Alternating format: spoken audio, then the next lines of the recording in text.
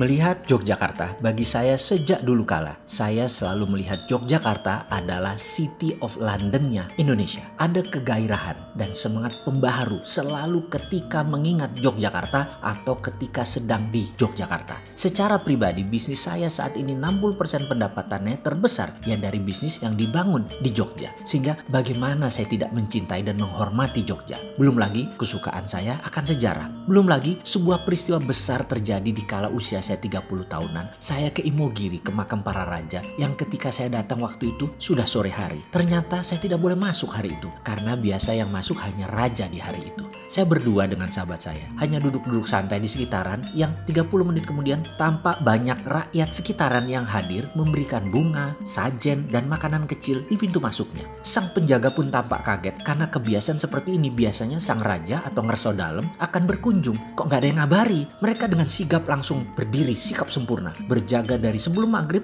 sampai mendekati isya yang ternyata tidak ada yang datang. Ketika saya tanya ada apa, para penjaga tersebut berkata, seperti ada raja yang akan berkunjung di setiap persiapan di sekitaran namun tidak ada yang ngabari. Jadi mereka bersiap. Karena 2 jam bersiap siaga tersebut akhirnya kendor juga penjagaan mereka. Dari diskusi sesama mereka yakin raja atau ngerso dalem tidak akan datang waktu itu karena tidak pernah raja hadir di malam hari ke Imogiri. Jadi pasti hari ini tidak akan hadir. Tetapi mereka heran, kok ada yang persiapan seperti ini? Ini untuk siapa? Seorang penjaga yang paling sepuh berkata, dari pagi sampai malam hanya kalian berdua saja yang hadir. Boleh tanya, weton hari lahir kamu apa? Saya jawab, Sabtu Kliwon. Yang kemudian dijawab sambil setengah membungkuk menjulurkan jempolnya ke arah pintu makam raja. Oh, weton rojo, monggo silahkan masuk. Dan saya pun masuk ke dalam ke makam para raja tersebut. Kemudian saya berdoa sekilas terus pamit dan mereka para penjaga mengawal saya dengan sangat baik, sangat protokoler. Mbak Raja, saya terkesan sekali dan sejak saat itu saya seakan dibaiat sebagai warga Jogja. Kembali ke City of London. Kita semua tahu City of London itu bukan bagian dari United Kingdom, bukan bagian dari UK. City of London dimiliki oleh para bankers dan baron, raja-raja tanah. Para bangsawan, mereka lah pemilik pound sterling dan menerbitkan pound sterling mata uang Inggris. Mereka punya treaty tersendiri dengan UK, hubungan sejarah yang panjang dan rumit. Karena itu ketika Inggris bergabung bersama negara-negara Eropa dulu sebelum keluar lagi, ya namanya Brexit, tidak bisa serta-merta Inggris mata uangnya jadi euro, tetap pakai pound sterling. Ini semua kan ada treaty, perjanjian yang berlaku selamanya, abadi selama ada yang namanya Great Britain, Inggris. Kita semua juga tahu dalam hukum internasional di Den Haag sana, Kerajaan Mataram Jogja tercatat dan berdaulat penuh. Mataram direspek oleh Belanda. Hingga ketika di awal Indonesia berdiri tahun 45-an, Republik Indonesia masih belum diakui PBB. Presiden Soekarno pun menggunakan strategi yang cerdik, mengatakan untuk sementara berlindung di Jogja sebagai ibu kota pemerintahan Republik. Itu simbol. Soekarno tahu sekali status bernegara. Mataram Jogja berdaulat penuh. Serangan terhadap negara berdaulat beda dengan serangan terhadap pemberontak. Dulu Republik dan tentaranya oleh Belanda dinyatakan sebagai pemberontak. Uang gobang, uang Mataram telah menjadi alat transaksi sejak lama, dihormati oleh Belanda sehingga ada exchange rate-nya. Sebelum kemudian dengan kelicikan Belanda, mata uang tadi ditukar semua menjadi gulden Belanda. Kerajaan Mataram Jogja yang usianya saat ini lebih dari 500 tahun memiliki sejarah panjang dibanding Republik Indonesia yang baru 75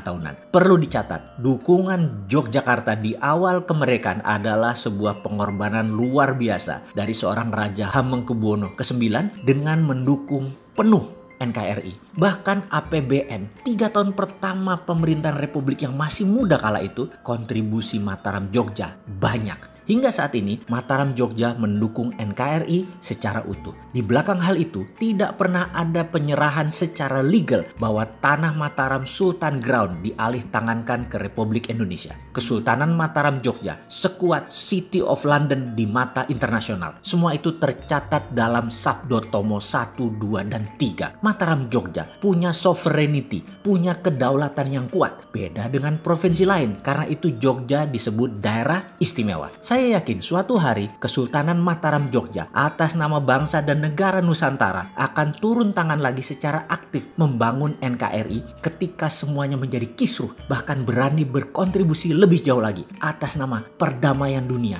Mari kita tunggu langkahnya.